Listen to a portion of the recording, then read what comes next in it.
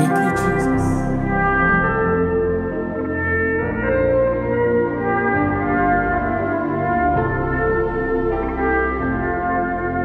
Ògo ni f'Olúwa tó ṣe ohun ńlá.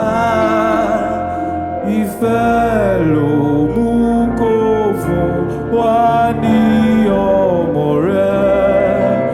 Ẹni tó fẹ̀mí rẹ̀ lélẹ̀ fẹ̀ṣẹ̀ wa, tó sì ṣílẹ̀kùn ìyè sílẹ̀ fún wa. Olúwa, Olúwa, fìyìn fún Olúwa. Olúwa, Olúwa, ẹ yọ̀ níwájú rẹ̀. Àtọ̀ bàbá wa lọ lórúkọ Jésù.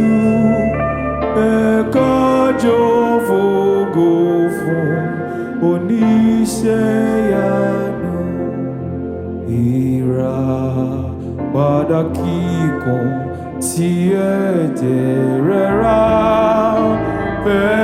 fẹ́nikẹ́ni tó gba ìlérí rẹ̀ gbọ́.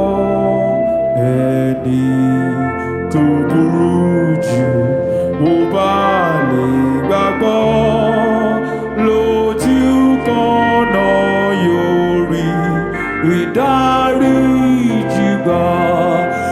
Olúwa, Olúwa, fìyìn fún Olúwa.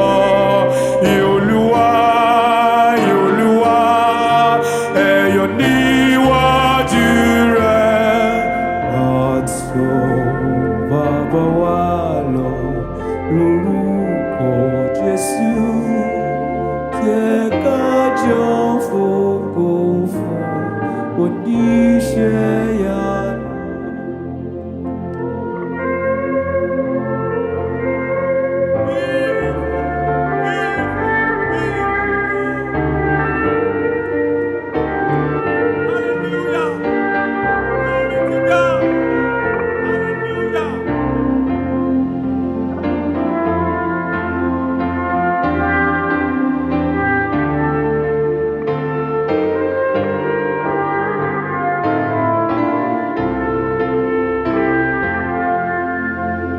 Òṣùwọ̀n ńlá fún wa, ó dá wa lọ́lá.